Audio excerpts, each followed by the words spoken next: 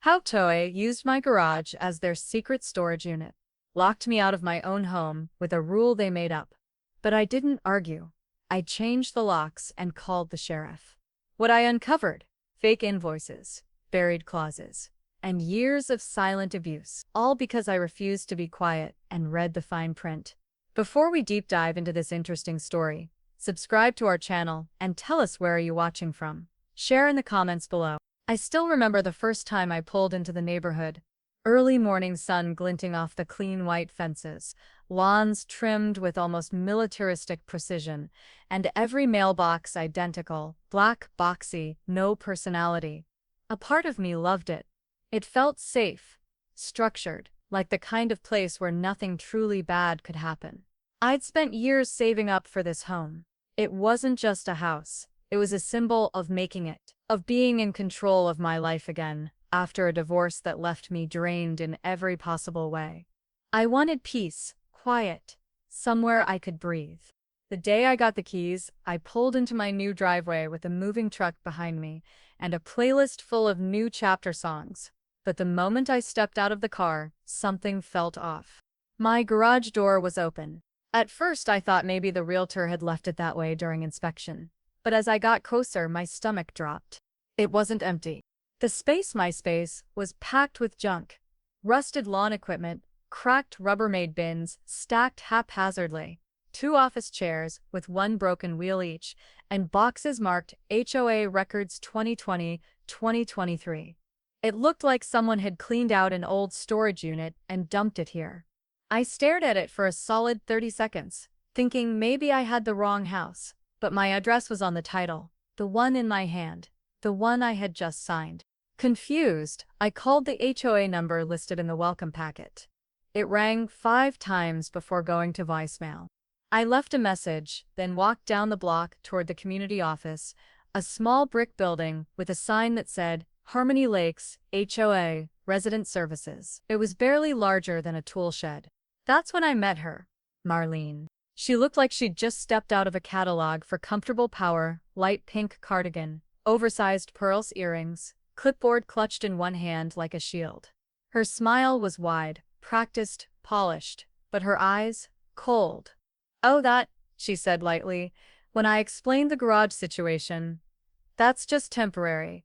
We're in between storage spaces, and we needed a little overflow room. Everyone contributes around here. It's part of the spirit of the neighborhood." I blinked. "I just bought the place. That's my garage." "Yes, but garages are considered utility zones under our shared property doctrine. It sounds in the updated community bylaws. You should have received a copy in your welcome folder." I hadn't. The folder in my hand had a community calendar, a referral for a lawn care company, and a coupon for a local dog groomer. No bylaws. No mention of shared anything. "I didn't agree to this," I said, trying to keep my tone calm. Marlene's smile tightened, but she never dropped it. "Well, you technically did when you sign your closing documents. The HOA is embedded in the property covenant. It's all standard. Nothing to worry about." I walked away with 1,000 thoughts swirling in my head. This couldn't be legal, could it? Later that evening, after hauling my moving boxes up the front steps instead of through the garage like I'd planned, I sat on the couch, exhausted, sweating, but too wired to sleep. My car sat in the driveway under a tree that rained sap like clockwork. My garage, my protected space, was locked open and filled with someone else's history. I called a friend who worked in real estate law and asked if this kind of thing happened often. "Depends on the HOA," he said.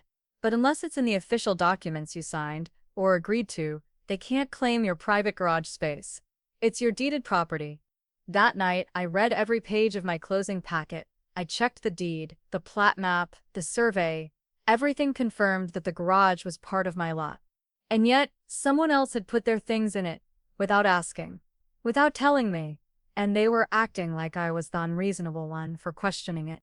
I wasn't angry yet. I was something worse, curious.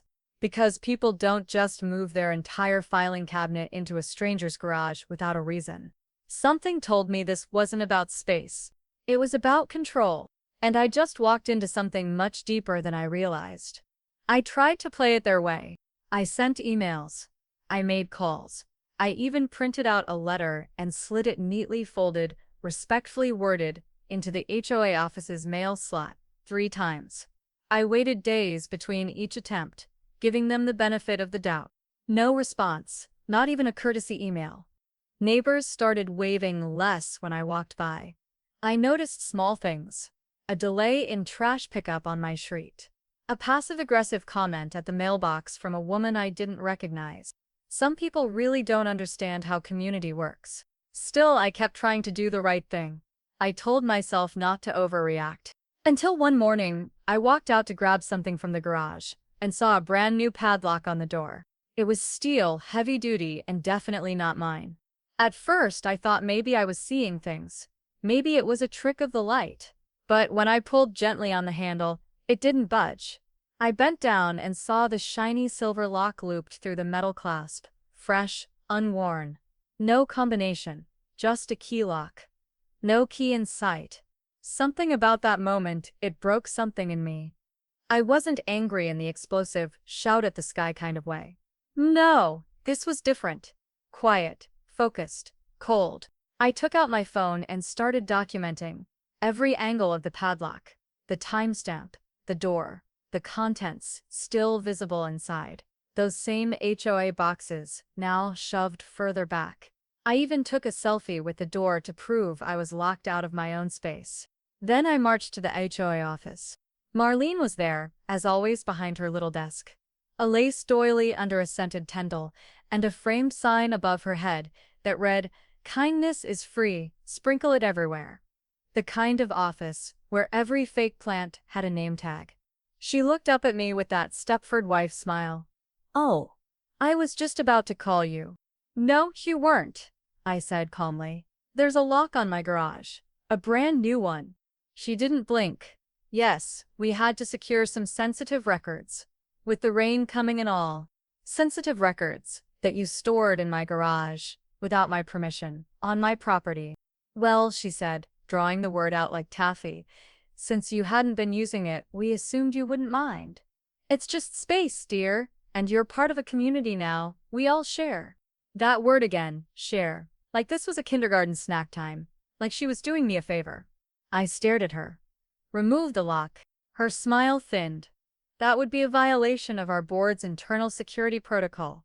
You'd have to file a usage review request." "Do you hear how that sounds?" I asked. "A usage review request for my own garage?" She didn't flinch, just tapped a little folder on her desk and said, "Feel free to fill out the form. Processing usually takes 10 to 12 business days." I didn't argue. I didn't threaten. I just walked out. And that was the exact moment I stopped asking nicely. That night, I sat at my kitchen table with every document I had. Deed, plat map, purchase agreement. I started cross-referencing everything, highlighting, tabbing pages. I built a timeline, matching every photo I'd taken with a time and date stamp. I downloaded the HOA's bylaw document from their outdated website and started reading it line by line. I didn't sleep much. But by sunrise, I knew 3 things. 1. The HOA had zero legal right to access or use private deeded property without an explicit signed agreement. 2. There was no such agreement on record for my home. And 3. They were counting on me not knowing that. They expected me to be like everyone else. Too intimidated, too tired, too unsure to fight back. They didn't realize that the more someone tries to control me, the sharper I become. I sent a final, formal notice to the HOA the next morning. Subject line: Notice of unauthorized entry and trespass.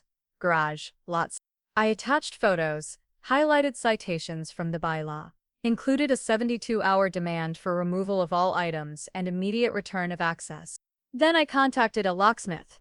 Not to break in, I wanted to know the moment they removed that lock because I would be changing it the second they did. 3 days passed, no response. No movement. The lock stayed, so I scheduled the locksmith myself. Installed my own high-grade security system, complete with motion sensors and cameras. And I kept every receipt.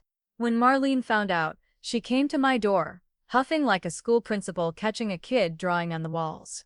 "You had no authorization to change access mechanisms on HOA-monitored structures." Not HOA structures, I said, handing her a printed copy of the county assessor's parcel map. My property, my garage, my rules. She stared at the map for a long second, then looked back up at me with a smile that didn't reach her eyes. Well, if that's how you want to play it. It was, and I had just made my first move. After I changed the lock, I knew they'd come after me, but I also knew I was holding a grenade. I just didn't know what kind of fuse I was dealing with yet. That fuse turned out to be buried on page 43 of a document no one ever reads. The HOA Bylaws, 2023 revision. I found it at 1:13 a.m. I remember the time because my eyes were so dry from staring at PDFs that I had to set an ice pack on my face just to keep going. The wording was technical, designed to be ignored, exactly the kind of language people skim past because it sounds harmless. The board reserves temporary access rights to shared or underutilized areas of community buildings and utility easements for operational efficiency. At first glance, it didn't seem to apply to me, but something about the phrasing stuck: shared or underutilized areas. The term felt slippery, like it had been crafted to stretch just enough to justify intrusion. So I kept digging. The key was in the footnote. Yes, a footnote that defined community buildings. It clearly, and I mean explicitly, referred only to structures owned and maintained by the HOA. The clubhouse, the pool house, the maintenance shed, not private residences, not deeded property. So unless my garage had magically teleported to the community pool, they had no legal ground to stand on. But the real kicker, that clause. The one they used to justify storing their boxes and slapping a padlock on my property, was not in the original bylaws when I purchased the house. I cross-checked the archived version stored by the county. The 2022 version didn't include it. It was added after I signed the closing documents, quietly, with no notification. I never agreed to it, never voted on it, and legally, that matters. It wasn't carelessness. It was calculated. I started to see the whole picture. The lock wasn't just about storing boxes. It was a test. They were seeing what they could get away with. They picked me because I was new.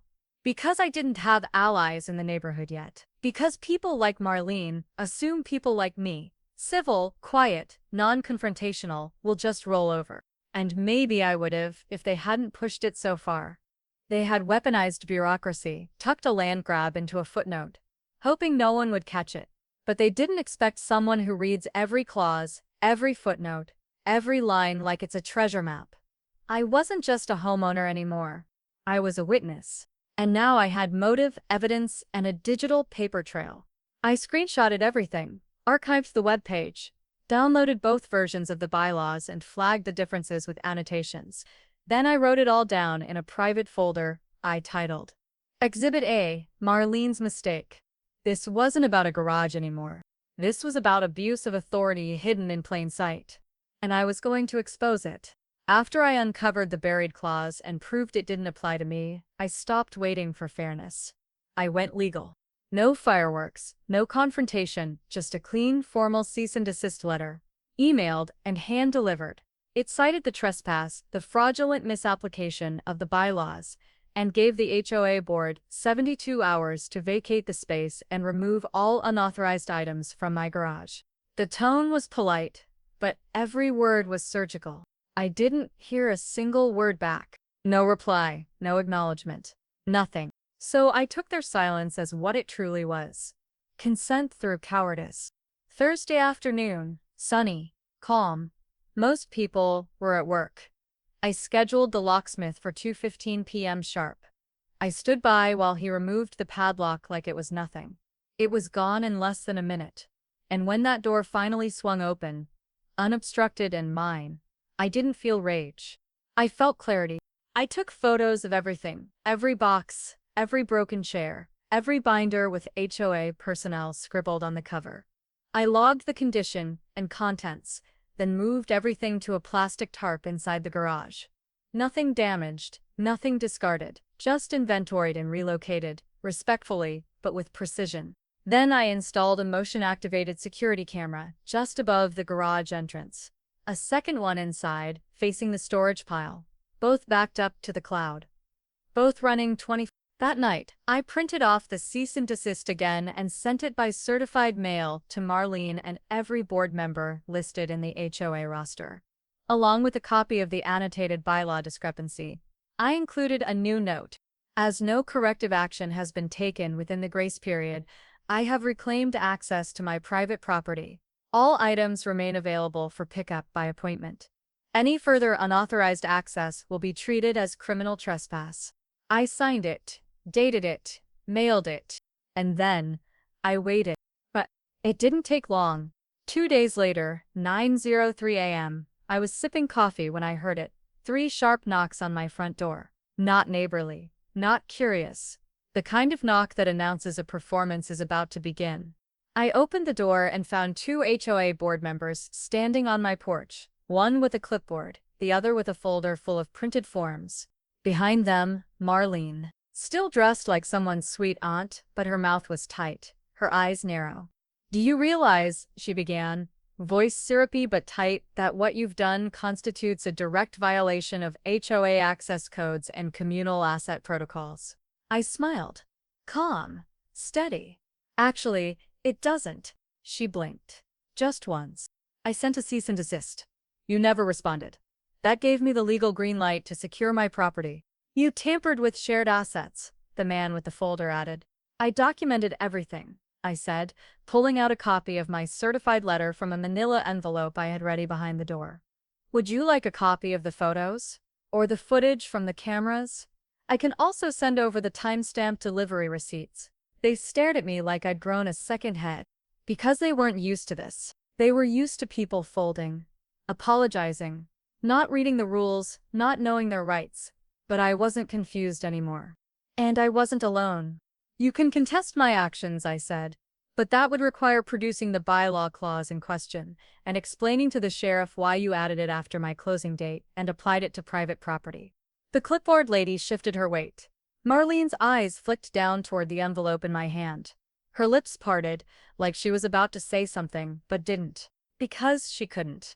She had no legal ground left to stand on. What none of them knew yet, what made that moment even sweeter, was that the sheriff had already received a copy of my documentation. Quietly, preemptively. All I had to do was wait for the right moment.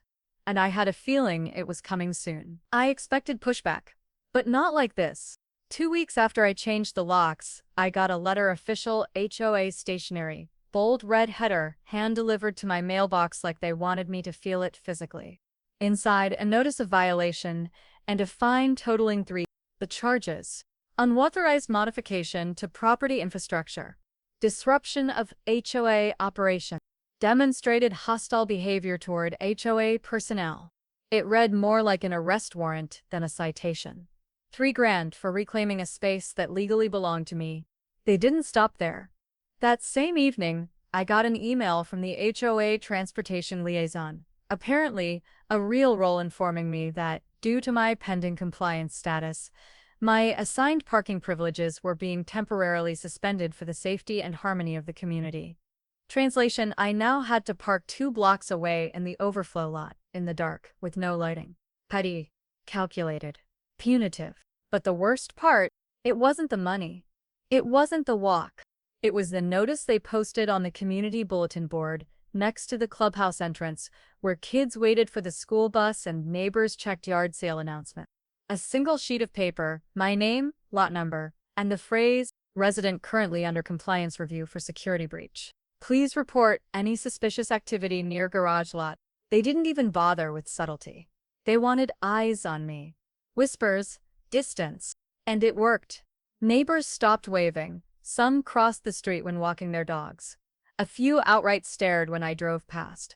One even muttered, "Troublemaker," under her breath as I passed her in the common garden. It was surreal. I had become the villain of a story I hadn't written. But I didn't take the bait. I didn't shout. I didn't write an angry email or march into the next HOA meeting with my paperwork in hand. I did something much worse. I showed up, quietly, and I recorded everything. Oh, every HOA meeting is open to residents. That's the rule. Most don't attend. They assume it's just about pool maintenance and lawn codes. But I knew better now. I sat in the back, took notes, brought a small voice recorder. In some states, that wouldn't fly, but this one, single-party consent. Perfectly legal. I wore a neutral expression and said nothing. Just listen. That first meeting, Marlene glanced at me twice. No smile this time, just a flicker of recognition and discomfort. Like she knew something had shifted, but couldn't name it yet.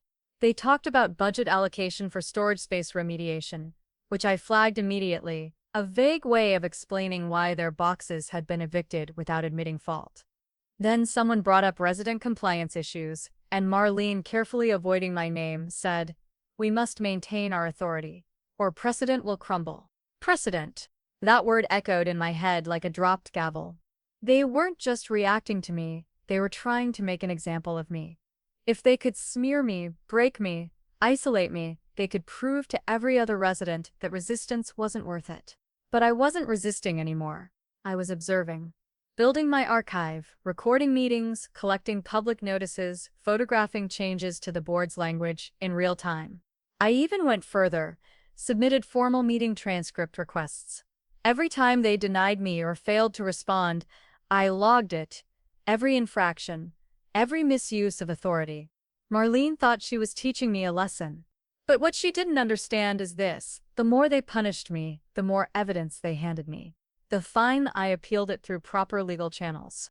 The parking? I noted the discrimination. The public bulletin? I documented it, timestamped it, and printed it in color. Because I wasn't preparing for war anymore. I was preparing for discovery. And in discovery, silence is not surrender. It's strategy. I had them ready, the originals, plus printed copies in a labeled folder. Garage access. He flipped through everything. Title. Plat map. Cease and desist letter. Photographs of the unauthorized padlock. The storage contents. The certified mail receipts. I watched his eyes as he scanned, his expression never changed, but I could see something settle behind them. Recognition. When he closed the folder, he didn't ask another question. He simply said, "Let's take a walk." The HOA office looked smaller than usual that day, shrinking under pressure. Marlene was inside. I could see her through the window, seated behind her lace-oiled desk, writing something with that perfect posture she always held like it was part of her brand. The sheriff opened the door and stepped in. "Morning," he said evenly. Marlene looked up, smiled. "Can I help you, officer?" He didn't return the smile, just placed the folder gently on her desk. "I just reviewed this homeowner's documents. Your board has no right to access or occupy his private property. What you've done, storing items without consent, padlocking his garage, that's criminal trespass." Marlene froze. I saw the color drain from her face like someone had flipped a switch behind her eyes. She started to speak something about bylaws and shared operational zones, but he cut her off with a single raised hand. "I'm familiar with the clause you're referring to," he said. "It applies to community-owned structures, not private lots. You know that." The silence that followed was surgical. "Remove your items immediately," he said. "No discussion, no negotiation. Just law." To see what I didn't know, what he told me outside, after Marlene retreated behind her office door, was that this wasn't the first time. "They've pulled this with at least 3 other residents," he said. "But none of them documented it like you did. Most just gave up and moved on." That hit me harder than I expected. Because I could have been one of them. I almost was. He handed me back my folder and added, "You ever need help with them again, you call my office directly." And then he drove away. "You're fast." I stood there for a minute, just staring at the now empty HOA office window. No smug smiles. No veiled threats. No more control. Just quiet. It wasn't victory fireworks or some cinematic courtroom scene. It was better. Because it was real. It was legal. And it was undeniable. They thought I'd bend. They thought I'd snap. But they didn't think I'd outlast them. They assumed I'd break the rules. They never imagined they'd be the ones caught breaking the law. I didn't want to go public. I wanted peace. A garage, and the quiet satisfaction of knowing I'd defended my rights without making noise. But the moment the sheriff confirmed their actions were criminal, not just unethical, I knew silence wasn't protection anymore. It was protection for them. So I gathered everything: photos, email chains, annotated bylaw versions, timestamps, violation notices, and the sheriff's written summary. And I started pressing send. First, to the local paper. Small town outlet, mostly community events and softball scores, but they had a reporter with a column on homeowner dispute. She read my email and responded within an hour. "You've got receipts, let's talk." Then I posted in the neighborhood Facebook group. I kept it factual. Just the documents, in order. No accusations, no drama, just proof. I ended it with a question. Has anyone else had something like this happen to them? That's when the dam broke. Private messages poured in. Some cautious, some furious. Stories of board intimidation, unexplained fines, misused authority. People I'd never spoken to were suddenly sharing HOA nightmares like war veterans, swapping trench stories. And then came the message that changed everything. "You should talk to Janet, she's a retired property attorney. Lives 2 blocks from you." They did this to her too. She just didn't fight back. I found Janet's house the next morning. Red door, stone porch, wind chimes that sounded like a warning and a welcome all at once. She answered before I could even knock. "I was wondering how long it would take for you to find me," she said with a smile that held history. We sat on her porch, trading documents and stories. Hers went back 5 years. Different board members, send tactics, quiet amendments, suppressed votes, intimidation, dressed as policy.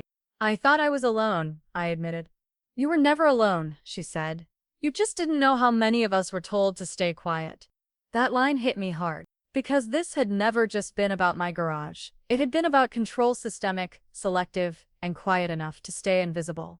Until now.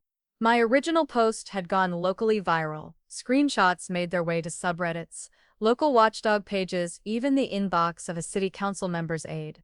People weren't just angry, they were awake. And my garage, the once locked, hijacked box of concrete and drywall, it had become a symbol, a line in the sand. Not just for me, but for everyone who'd been told to shut up and pay their dues. Now, the fight wasn't mine alone. It was ours. Janet didn't waste time. The day after our porch meeting, she walked me through the process of filing a formal complaint with the state's HOA, regulatory board. She spoke in the calm, clipped tone of someone who had spent her life behind courtroom doors.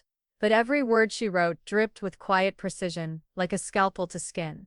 Our complaint wasn't just about a garage anymore. It was about misuse of power, violation of property rights, and the deliberate manipulation of bylaws for personal gain. We had screenshots, time-stamped emails, side-by-side bylaw versions, and thanks to my late-night research, a paper trail they couldn't bury. But the real turning point came when we leveraged that momentum to force a vote. By law, with enough homeowner signatures, we could demand a full transparency hearing and a third-party audit of HOA financials. We didn't just get the signatures, we got double. People who hadn't said a word in years started knocking on doors, sharing their stories. One woman told me she'd been fined for unapproved landscaping after refusing to donate to an HOA fundraiser. Another found out her trash service fee had been triple billed once by the city, twice through HOA facilitation charges. They hadn't just locked me out of my garage. They'd been profiting from silence. The night of the hearing, the clubhouse was packed. Standing room only. I sat in the back next to Janet, with a folder in my lap and a camera running from my coat pocket.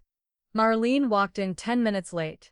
Her smile was thinner now, tired, like it knew it was dying. The accountant the board had hired opened the books, and the truth spilled out.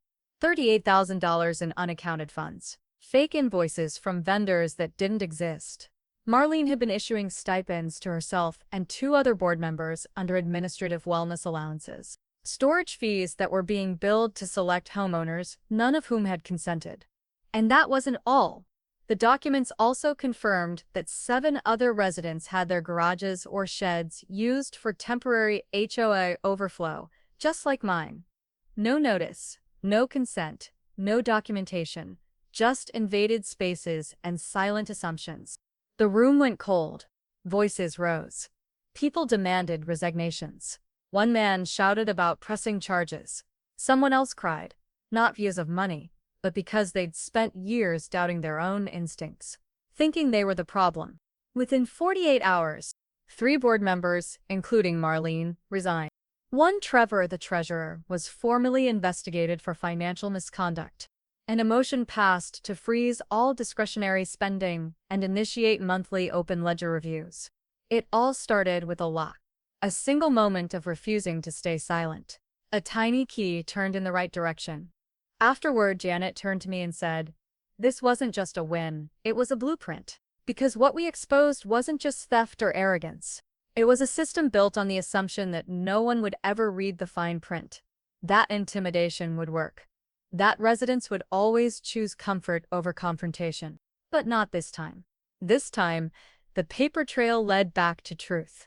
And the quiet ones, the ones they thought would fold, were the ones who brought the whole thing down. Today, my garage is exactly what it was always meant to be.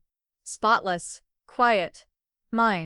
No padlocks, no faded cardboard boxes labeled HOA inventory, no broken office chairs, no echoes of someone else's authority. Just the low hum of the garage door opener when I pull in every evening, the soft click of the engine turning off, and the steady comfort of knowing I'm home.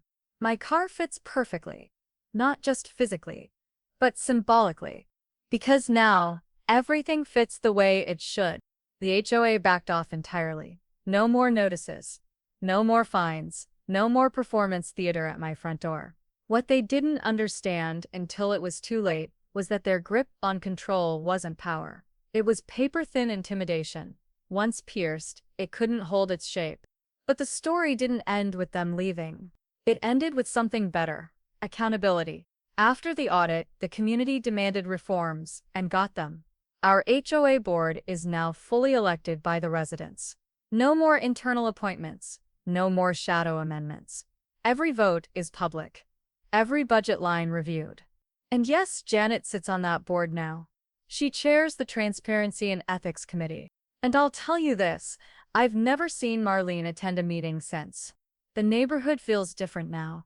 Not perfect, but aware. More people wave when they pass.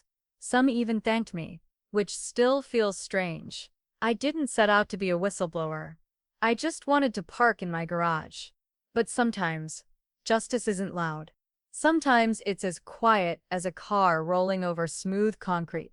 As simple as a homeowner who refused hand over their rights for the sake of community spirit.